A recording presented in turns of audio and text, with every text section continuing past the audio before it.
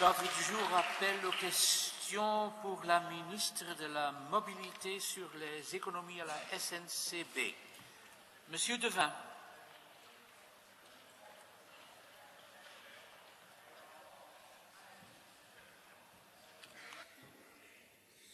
Monsieur le Président, Monsieur et Madame les membres du gouvernement, chers collègues, votre interview le week-end passé, Madame la ministre, a jeté le doute absolu sur votre politique d'économie drastique à la SNCB.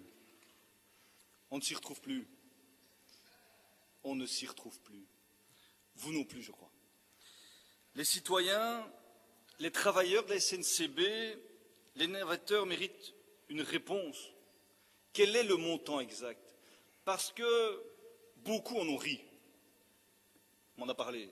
Vous avez fait rire beaucoup de gens, mais des milliers de personnes sont très inquiètes, très inquiètes pour leur travail, pour les services que rend la SNCB et également pour les services publics de notre pays. Aujourd'hui, vous devez nous dire ici quel est le montant exact. Vous garantissez tout, le volume de l'emploi, le maintien et même, parce que je vous suis, le développement des services. Alors, où allez-vous faire ces coupes dramatiques? Où allez-vous économiser ces milliards d'euros dans le budget de la SNCB? Hier, vous avez rencontré les syndicats au siège du MR. Vous n'avez pas de cabinet, vous n'avez pas de bons chiffres, on peut vous aider, hein, mais est-ce que vous avez livré certaines pistes?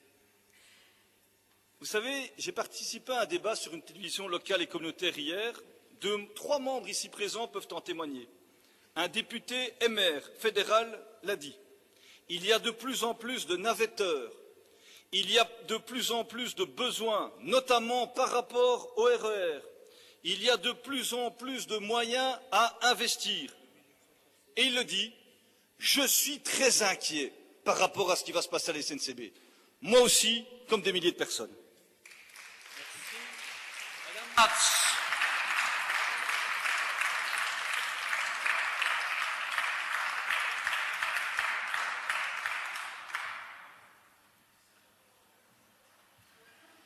Monsieur le Président, chers collègues, Madame la Ministre, la tentation est grande en faisant cette question de tomber dans des invectives et dans de l'agressivité. Derrière ces questions et ces mots que nous échangeons, il y a des hommes et des femmes, il y a des travailleurs, il y a des naveteurs, il y a des familles qui sont inquiètes pour tout simplement ce qu'elles vont devenir demain, comment elles vont se déplacer, comment elles vont aller à travailler, comment elles vont aller étudier. Et ça, c'est le plus important pour moi. Donc je pense que nous devrons continuer dans ce débat, essayer de rester dignes, parce que c'est très grave ce qui se passe. C'est très grave d'abord parce qu'il y a eu une émotion que vous avez qualifiée d'émotion ici à la Chambre en disant non, le chiffre de 2,1 milliards n'a pas été avancé. Le compte-rendu analytique de la Chambre dit tout autre chose. Alors, pendant le week-end, il y a eu un démenti sur les chiffres. On est tombé de l'ordre de 670 millions. Et puis, ce matin, nous lisons la presse et les syndicats semblent dire non, effectivement, c'est bien 2,1 milliards. Donc ma première interpellation, ma première interrogation, elle portera bien sûr sur le montant exact des chiffres d'économie au niveau de la SNCB. Ensuite, quand cette première étape sera franchie, je vous demanderai sur quoi vont porter ces économies. Est-ce que ça va porter sur le personnel, sur la sécurité, sur la tarification, sur les investissements? Vous déclariez aussi ce matin que le RER ne souffrirait pas de ralentissement au niveau de sa programmation. J'aimerais que vous confirmiez cet état des choses. D'autre part, on peut aussi s'interroger par rapport aux investissements sur des lignes dites moins fréquentées, parce que c'est celles-là aussi qui sont visées. Elles l'ont déjà été par le passé et nous avons, avec plusieurs groupes politiques, dont le vôtre à l'époque notamment, réagi fermement sur le fait qu'il ne fallait absolument pas abandonner les lignes C et les laisser en l'état. Donc moi je suis particulièrement préoccupée de tous ces investissements et je souhaite que vous rassuriez l'ensemble de la population sur tous ces aspects. Je vous remercie. Merci Madame Matz. Monsieur Chéron.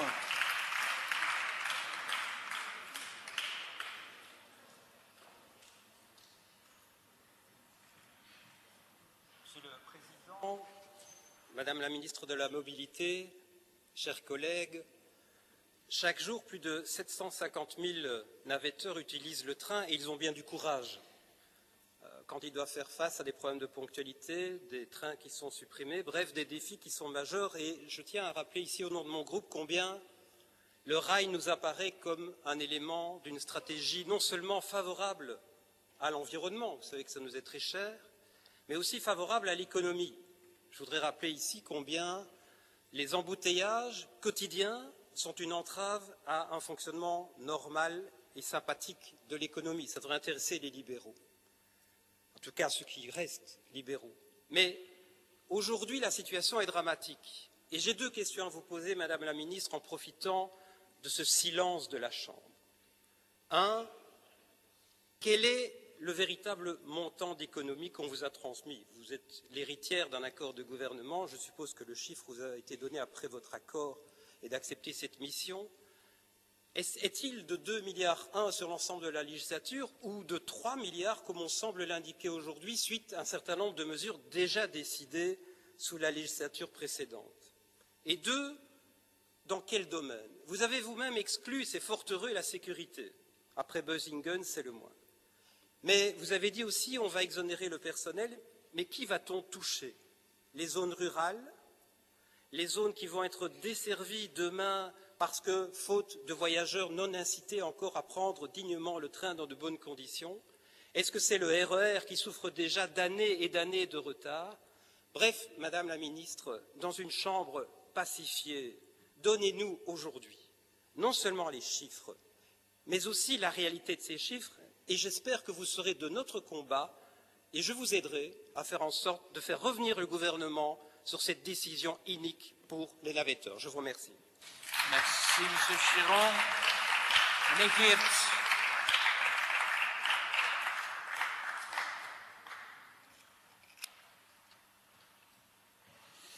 Dank u wel, voorzitter, collega's. Vorige week hebben we hier al gepraat over de besparingen bij de NMBS. We gingen ervan uit van 2,1 miljard.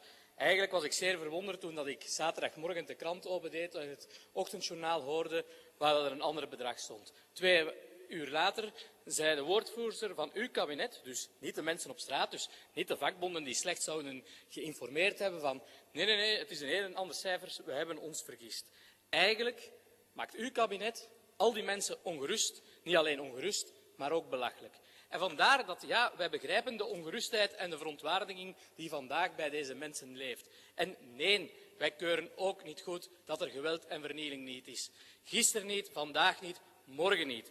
Maar wij zijn wel voorstander voor een echte sociale dialoog. Ik weet niet, meneer Beke, deze morgen op de radio was professor Gerard nog, waarschijnlijk geen onbekende. En de man zei van sociale dialoog gaat niet enkel over het wijzigen van punten en komma's, maar echte sociale dialoog is het feit dat men inhoudelijk wijzigingen kan aanbrengen tussen de verschillende gesprekspartners. Wel, ik kan vandaag alleen vaststellen dat deze regering elke dag opnieuw olie op het vuur giet van deze werkende mens die elke dag opnieuw een factuur krijgt van uw beslissingen. Vandaar dat u niet moet verschieten van al die verontwaardigingen en onbegrip dat aan de basis leeft. Mijn vragen voor u, mevrouw de minister, wat is nu het bedrag? En het bedrag dat u vandaag hier antwoordt in de Kamer, houdt dat morgen vroeg ook stand of moeten we dan weer rekening mee houden dat het gewijzigd is? 2. Waar gaat u effectief die besparing realiseren? En 3. Welk overleg hebt u gehad? En welk sociaal overleg zal u starten? En hoe zal dat sociaal overleg eruit zien? Zal dat een sociaal overleg zijn zoals het heden voorgesteld over punten en komma's? Over een effectief sociaal overleg waar inhoud kan besproken worden? Dank u wel. Dank u wel. Mevrouw de Koning.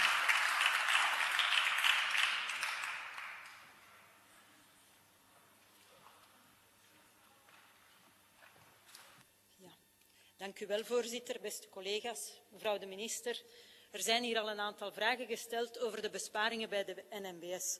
Toch wil ik graag nog even uw aandacht, en niet alleen omdat het mijn eerste vraag is tijdens mijn eerste vragenuurtje, maar omdat het toch een ander aspect betreft omtrent de besparingen bij de NMBS. Vandaag lees ik tijdens mijn treinrit naar Brussel in de Standaard dat zowel de christelijke als socialistische spoorvakbonden geen stakingen plannen op de officiële actiedag van 6 november. Nu, in het verleden was het vaak de praktijk dat men voor nationale vakbondsacties doelbewust niet staakt bij het spoor en daarnaast bovendien extra treinen inlegt. Dit is op zich eigenlijk geen probleem. Zo stimuleren we het gebruik van het openbaar vervoer. De spits verloopt vlotter en het is bovendien minder schadelijk voor het milieu. Voor de pendelaars is het echter wel ironisch dat op dagen van vakbondsacties doelbewust niet gestaakt wordt. Nu, waar het schoentje in heel deze zaak knelt, is het kostenplaatje. Het is twijfelachtig of deze extra dienstverlening, indien ze er zou zijn, kostendekkend is. Dit in het bijzonder in tijden van besparingen waarin we ons vandaag bevinden en waar ook de NMBS een bijdrage moet inleveren. Het zou toch wel straf zijn mocht men overheidsgeld gebruiken om actie te voeren tegen deze overheid. Daarom, mevrouw de minister, heb ik voor u 2 duidelijke vragen. Zullen er extra treinen worden ingelast voor de officiële actiedag van 6 november? En zo ja, zal deze extra dienstverlening kostendekkend zijn? Dank u voor uw antwoord. Dank u wel. En ik feliciteer mevrouw de Koning met haar maiden speech. Monsieur Forêt.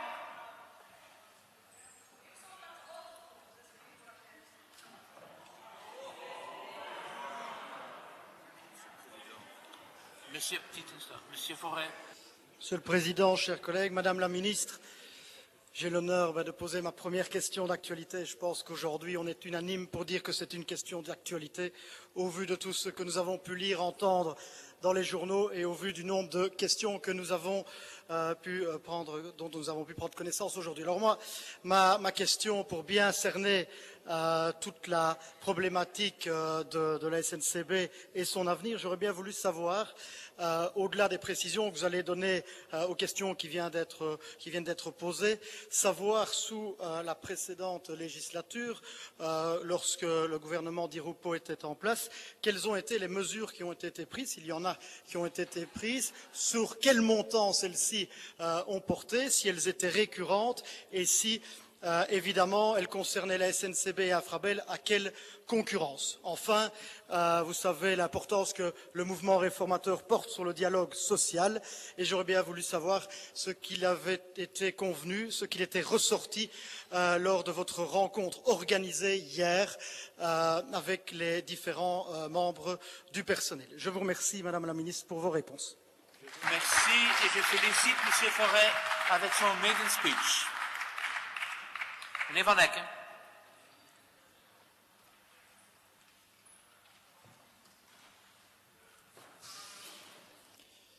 Meneer de voorzitter, collega's, de besparingen bij het spoor die komen bijzonder hard aan. We hebben vorige week gediscussieerd over het bedrag van 2,1 miljard, maar als we vandaag zien dat in een artikel in de Franstalige pers wordt nog even verwezen ook naar besparingen die vroeger zijn genomen, waardoor de totaliteit van de besparingen oplopen tot zo'n 3 miljard en voor volgend jaar, 2015, ruim 338 miljoen euro. Dat is meer dan 10% van de dotatie die jaarlijks aan NMBS en Infrabel wordt gegeven.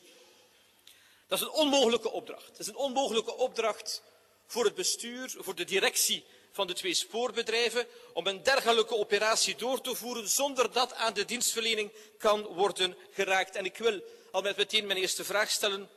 Mevrouw de minister, durft u vandaag voor het parlement zeggen dat deze besparingen kunnen uitgevoerd worden zonder te raken aan de dienstverlening van de reizigers?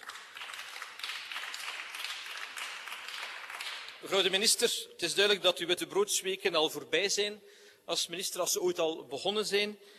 Protest is hevig, het is niet altijd slim of gepast en geweld is zeker en vast geen oplossing, maar de hoofdoorzaak van al het ongenoegen ligt uiteraard bij de beslissing van de regering om zo fors te besparen. En ik wil ook, zoals andere collega's, nu eindelijk duidelijkheid wat de effecten zullen zijn van die besparingen. Waar gaan die gevoeld worden? Wat is het aandeel van Infrabel? Wat is het aandeel van de NMBS? Zal het zijn bij de investeringen en hoeveel? Of zal het zijn bij de exploitatie? Gaan de prijzen duurder worden? Gaan lijnen afgeschaft worden? Gaat men geen nieuwe treinstellen meer bestellen of veel minder? Waar zullen deze inspanningen gevoeld worden? Daarover had ik graag een antwoord gegeven en ook over hoe ver het staat met het overleg met de NMBS. Ik dank u. Dank u, meneer Van Hekke. La parole est à la ministre de la Mobilité.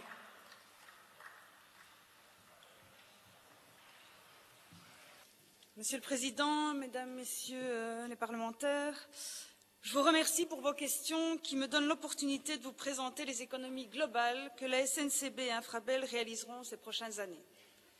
J'espère que cela permettra de lever le flou auquel vous faites toutes et tous référence.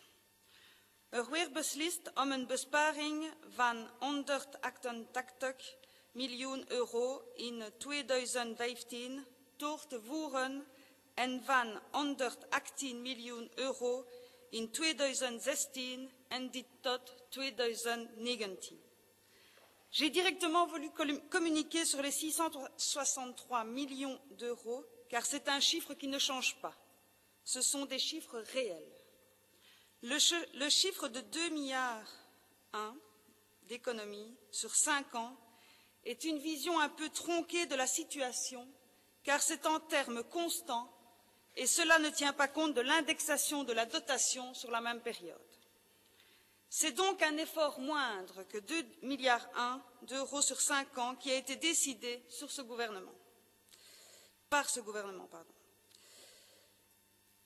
Pour répondre à la question de M. Fauré, le gouvernement Di Rupo a réalisé 162 millions d'euros d'économies en 2013 et 172 millions en 2014, ce qui représente 334 millions en 2 ans.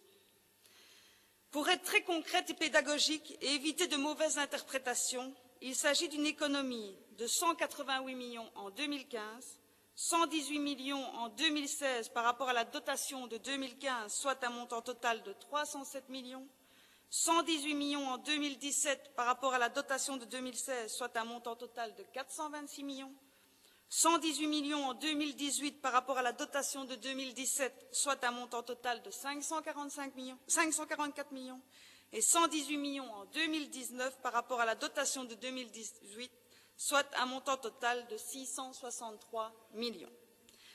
À cela, il faut ajouter les décisions du gouvernement Di Rupo, qui avait prévu une économie de 150 millions chaque année. Je suis également tenue par cette décision qui n'a hélas pas été implantée par le ministre précédent Labi. En outre, l'effet du saut d'indexation automatique des salaires sera neutre pour le budget de la SNCB.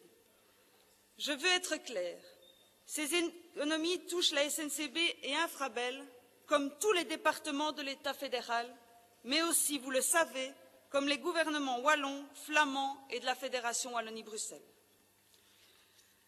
Comme ministre de la Mobilité, je souhaite vous rassurer. Ces économies ne pourront mettre en péril la sécurité du transport ferroviaire, le maintien d'une qualité de service aux clients, l'objectif de stabilité de la dette, et je souhaite que ces économies permettent de pérenniser la qualité de l'emploi au sein de ces 2 entreprises qui travaillent dans un milieu de plus en plus concurrentiel.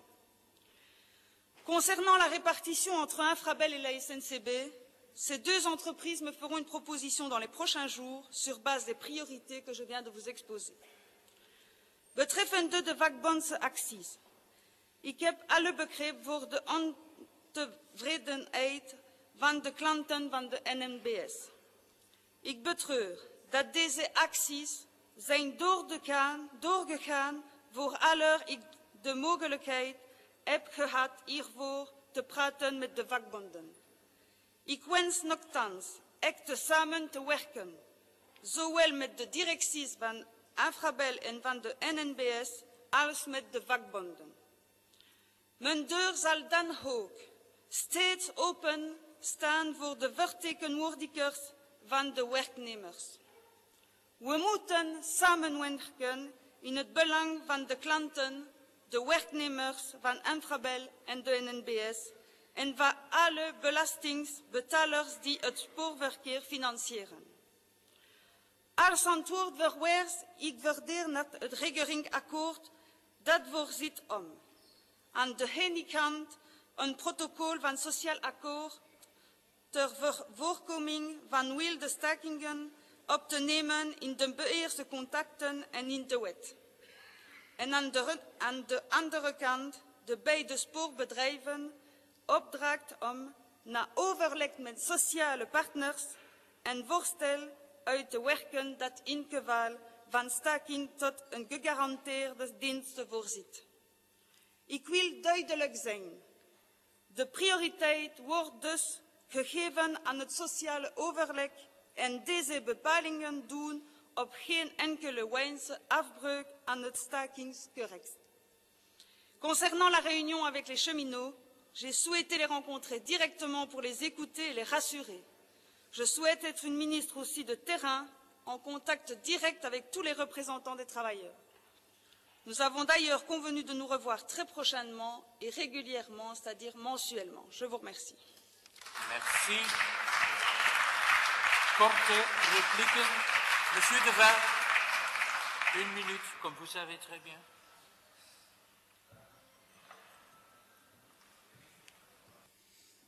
Madame la ministre, ne nous voilà pas rassurés. Vous nous dites 2 milliards 100 millions, le week-end passé 600 et quelques millions, maintenant c'est moins de 2 milliards, on l'a bien entendu. Vous nous parlez de la qualité du travail, je n'ai pas entendu un mot sur le volume de l'emploi. Est-ce que oui ou non, vous allez maintenir l'emploi? Est-ce que oui ou non, après 1 semaine en fonction, vous allez travailler sur le maintien des lignes, qu'elles soient grandes, moyennes ou petites? Allez-vous, oui ou non, supprimer des gares? Je l'ai annoncé à tous les collègues la semaine passée. Vous n'aurez jamais de cesse que de dire que c'est de la faute des autres. C'est vrai, le gouvernement Di Rupo porte tous les maux. Monsieur Chastel pourra en témoigner, Monsieur Renders également pourra en témoigner. Croyez-vous sincèrement à ce que vous dites?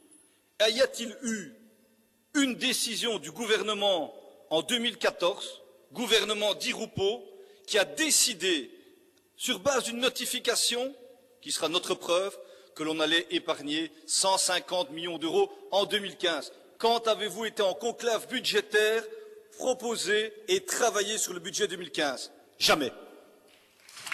Madame Matz.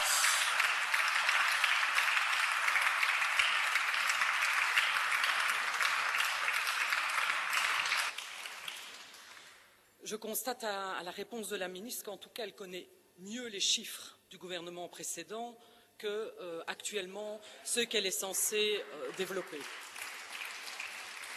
Et accessoirement, quand même, je pense que les MR faisaient partie de la majorité antérieure. Et cette répétition sans cesse, c'est pas moi, c'est les autres, c'est vrai que c'est un petit peu lassant. Je pense qu'à un moment donné, il faut pouvoir aussi assumer certaines choses.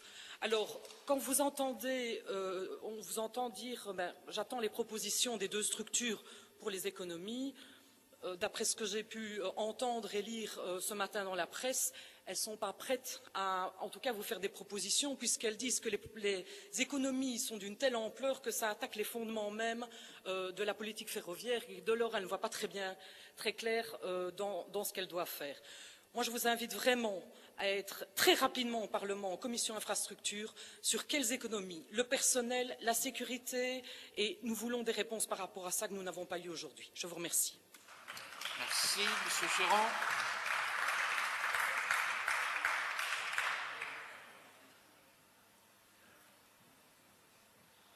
Monsieur le Président, Madame la Ministre, bien, je suis déçu. Malgré le silence magnifique de la Chambre, je pense que vous n'avez rassuré ni les parlementaires, ni les navetteurs, ni les travailleurs. Je m'explique d'abord les parlementaires. Vous n'avez rassuré les parlementaires certainement pas sur les chiffres, parce que moi qui suis plutôt littéraire, je pense que vous inventez une nouvelle qualité chez vous, qui est la présentation des chiffres. Je pense que quand nous aurons en commission l'ensemble des tableaux, nous verrons malheureusement que la véritable présentation des chiffres, c'est que l'ensemble du groupe SNCB sur l'ensemble de la législature, grâce à votre politique, recevra moins de 2 milliards au moins, en moins. C'est ça la réalité, et peut-être même 3 milliards, si vous incluez ce qui a été ou non décidé avant, nous ferons la lumière là-dessus. Ça, c'est la réalité. 2, pour les navetteurs, nous n'avons eu aucune réponse sur ce qu'ils sont en droit d'attendre du service public et du rail, c'est-à-dire de la ponctualité des trains qui arrivent à temps, qui les ramènent à temps et qui permet d'avoir, avec le rail, une possibilité d'avoir une vraie politique moderne de mobilité dans ce pays. Et 3, les travailleurs. J'ai noté un glissement sémantique dangereux. Vous ne parlez plus de l'emploi, vous parlez maintenant de la qualité de l'emploi. Je crains que demain, votre dérapage sémantique nous entraîne dans des décisions très rudes aussi pour les travailleurs. Merci, M. Serron. Meneer Geerts.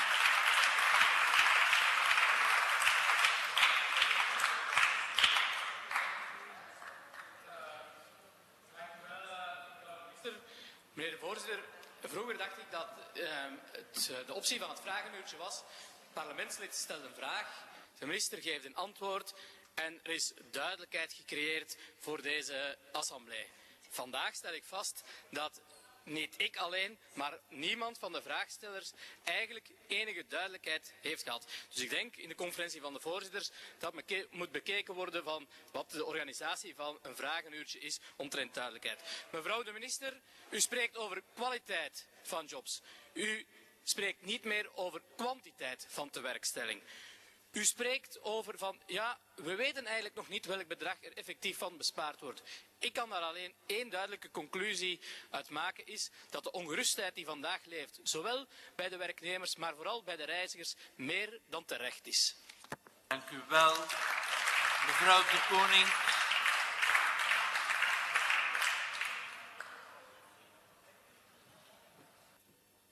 Ja, mevrouw de minister, u heeft niet direct geantwoord op mijn vraag of er extra treinen zullen worden ingelegd op 6 november en wat het kostenplaatje hiervan is, maar ik heb hier alle begrip voor. En ik wens u niettemin veel succes om de besparingen bij de NMBS uit te voeren in overleg met alle actoren, zodat de schuldgraad van dit overheidsbedrijf kan ingeperkt worden. Ikzelf en mijn partij hebben het volste respect voor het stakingsrecht en voor het recht om vreedzaam actie te voeren, maar dat mag uiteraard niet op kosten van de belastingbetaler gebeuren. Want het zou toch ironisch zijn dat werkende mensen worden gehinderd door stakingen, maar dat de stakers zelf extra treinen krijgen. Dank u wel. Monsieur Forêt. Merci Madame la Ministre. Moi je suis plutôt ravi des précisions que vous avez apportées, mais ça je suppose que mes collègues ne s'en doutent pas. Je voudrais dire que j'ai été ravi parce que vous avez, sans détour, mis les chiffres sur la table et on les a eus dans une assemblée avec évidemment la traçabilité que cela comporte. Donc vous avez pris vos responsabilités, vous avez mis les chiffres sur la table et maintenant je présume que le travail va commencer en commission, le dialogue social aussi va s'entamer et c'est clair que ce n'est pas aujourd'hui, en quelques minutes, que nous allons pouvoir régler l'avenir de la SNCB. Mais je ne doute pas, avec le tempérament que vous avez et la manière dont vous avez répondu, que ça se fera en concertation et dans le bien et l'intérêt général des usagers et des travailleurs. Merci. Merci, M. Forêt. Meneer Van Aken.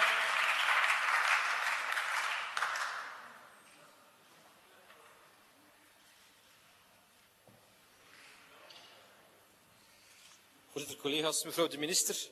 Uw antwoord was ontgoochelend, maar door niet te antwoorden op de vragen ook heel duidelijk. U kan vandaag in dit parlement niet garanderen dat de reizigers uw besparingen zullen voelen. 2, er is wel een alternatief, mevrouw de minister. Er is wel een alternatief. Het alternatief is om net meer te investeren in openbaar vervoer. En dat is ook nodig, willen we die gigantische verkeersproblemen aanpakken, willen we iets doen in de strijd tegen de milieuvervuiling en de klimaatopwarming. En collega's, ik wil eindigen met een oproep. Een oproep aan reizigers en werknemers. Want deze besparingen zullen zowel de werknemers als de reizigers heel hard treffen. De honderdduizenden reizigers kunnen vandaag de bondgenoot worden van de werknemers. Om samen die strijd aan te gaan, om samen te vechten voor een kwalitatief openbaar vervoer, voor een sterke NMBS, voor meer kwaliteit. Dat is de uitdaging voor de komende dagen en weken. Dank u wel. Het incident is gesloten.